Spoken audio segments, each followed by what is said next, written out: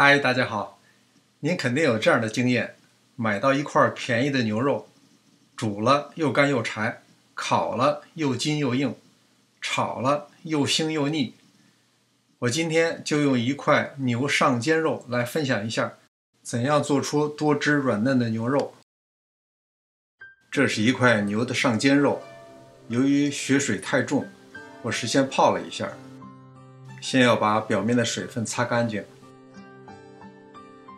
刚开始的腌制和做牛排也差不多，放上胡椒粉和适量的盐。一般来说，1磅牛肉放1茶匙盐比较合适。这块牛排比较厚，要把上下和左右两侧都涂抹上。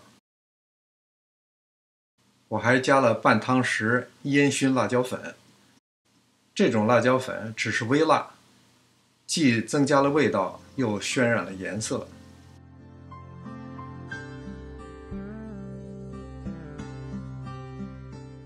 磨好以后放置30分钟。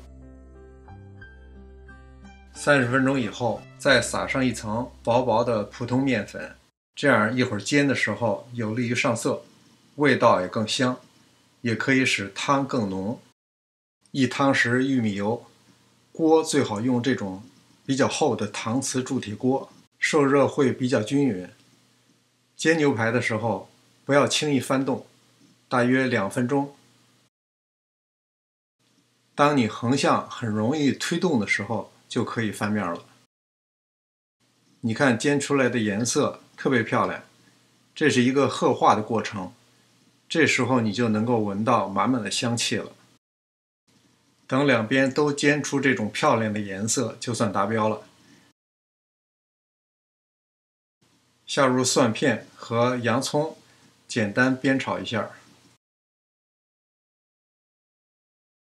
再下入适量的胡萝卜和芹菜，1汤匙料酒，1杯水，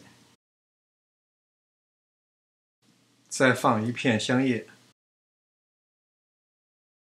把牛肉放在上面，盖上盖儿，大火烧开。烤箱预热到华氏300度时，把烧开的锅放入，先烤2个小时。下面准备配料：白萝卜、土豆、胡萝卜，都切成较大的滚刀块。如果你有小土豆最好，都不用削皮。2个小时到了，看看怎么样，是不是已经有了酥软的感觉？把萝卜、土豆、胡萝卜放进来，我放的配菜比较多，调整一下，尽量把它放在下边。盖上盖儿，同样温度再烤1个半小时。1个半小时以后，出锅装盘。不过这还没有结束，最后我们还要调制浓汤。把汤过滤一下，然后把里边的菜全部压碎。你可以把菜泥完全挤压到汤里，然后把汤烧开。烧开以后用水淀粉勾芡。最后把自制浓汤淋在上面，就算大功告成了。不同于高温煎烤，这种中温长时间烤制的做法，内部蛋白质和筋膜的韧性结构被打破了，您一定会喜欢那种软嫩多汁的口感。谢谢您的观看，别忘了点赞订阅。上师厨房，我们下次再见。